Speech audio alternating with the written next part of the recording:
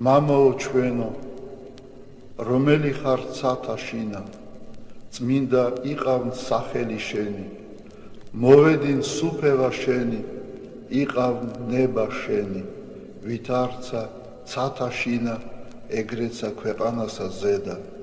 პური ჩვენი არსობისა, მომეც ჩვენ დღეს და მომიტევენ ჩვენ თანანადებნი ჩვენი, ვითარცა ჩვენ მიუტევებთ თანამდებთა მათ ჩვენთა და ნუ შემიყვანებ ჩვენ განსაცდელსა, არამედ მიხსნენ ჩვენ ბოროტისაგან.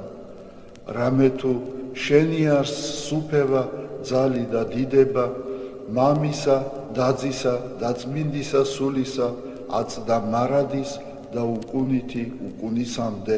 ამინ.